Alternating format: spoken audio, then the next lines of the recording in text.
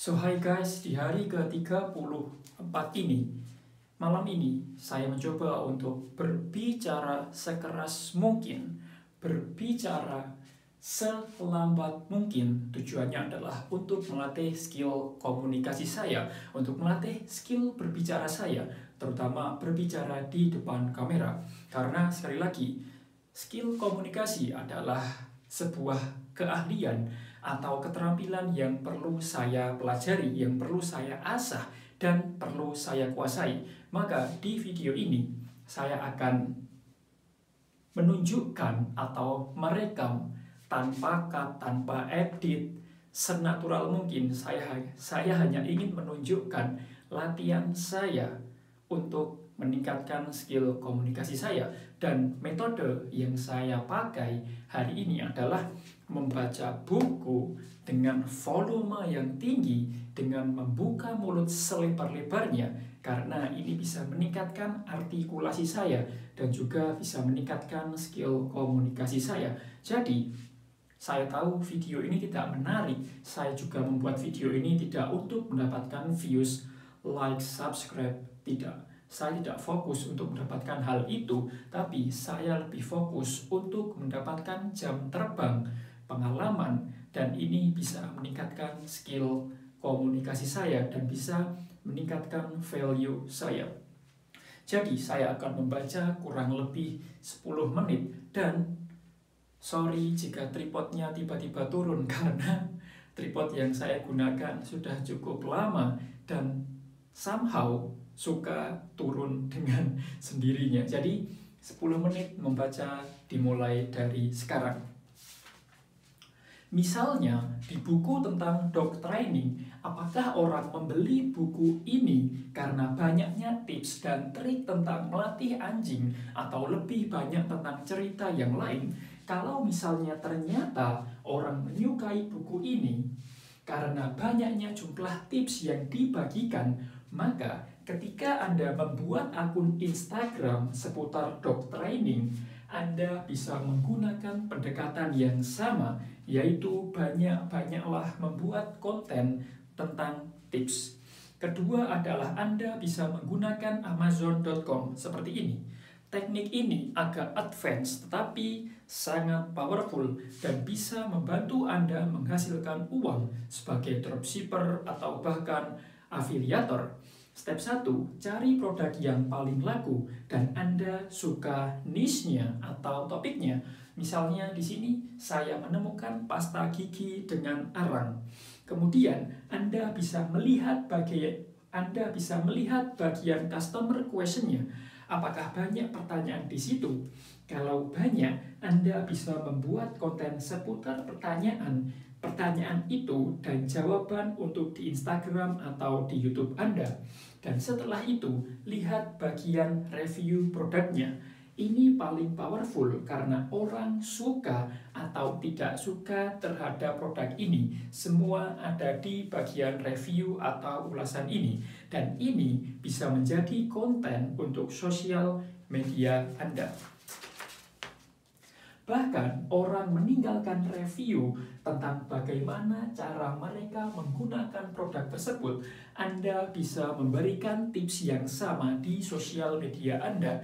Tambahan lainnya, Anda bisa menggunakan Google Search untuk mencari konten-konten seputar keyword di produk ini. Misalnya Active Charcoal Toothpaste. Di sini Anda bisa melihat bagian People Also Ask. Kalau Anda buka satu persatu, maka ini akan memberikan konten diskusi yang menarik untuk sosial media Anda. Di bawahnya ada artikel-artikel yang bisa mendukung konten Anda dan seperti biasa dengan keyword everywhere. Di sebelah kanan muncul pencarian orang dengan keyword yang sama. Semuanya ini bisa Anda kumpulkan menjadi satu dan bisa memenuhi kebutuhan konten akun Anda.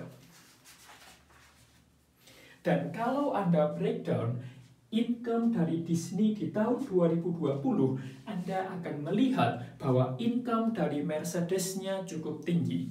Dollar Shave Club adalah sebuah cerita sukses lainnya, di mana DSG adalah sebuah brand yang berjualan cukuran rambut pria.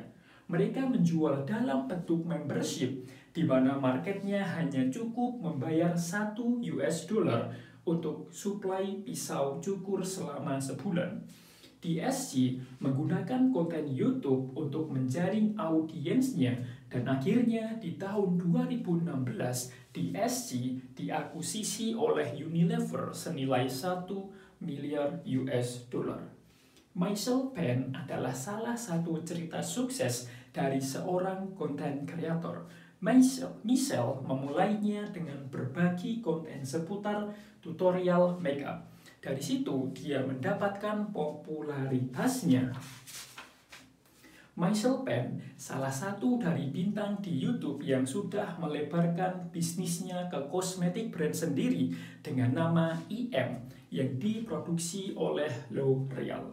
Strategi produk versus konten.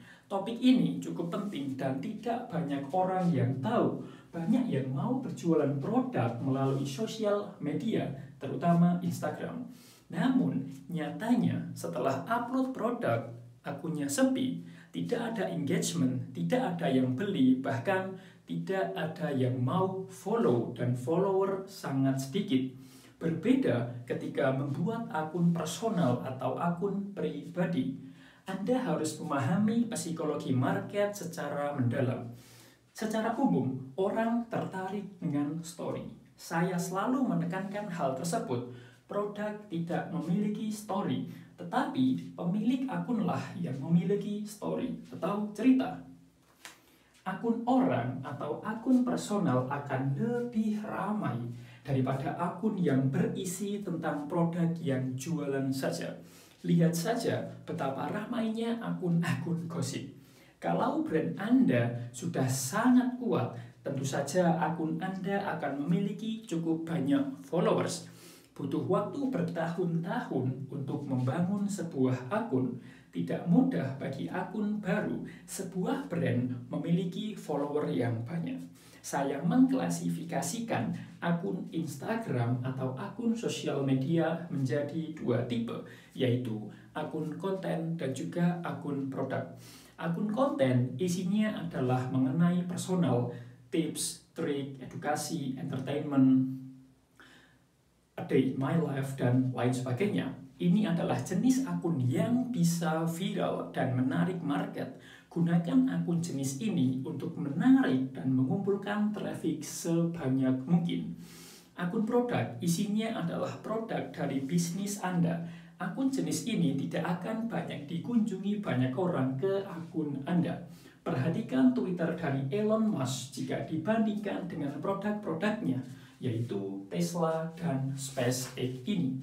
Anda bisa melihat sendiri, Anda bisa melihat sendirikan audiens lebih menyukai orang daripada produknya, karena produk tidak memiliki sebuah story atau backstory.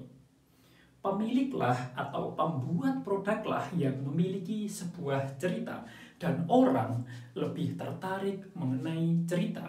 Orang lebih suka untuk mendengarkan cerita daripada dijualin.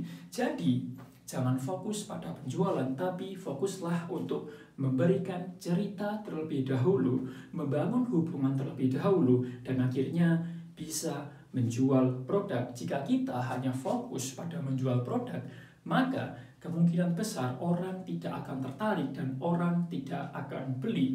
Jadi, ini adalah latihan yang saya gunakan setiap hari, benar-benar setiap hari, no matter what, untuk meningkatkan skill komunikasi saya.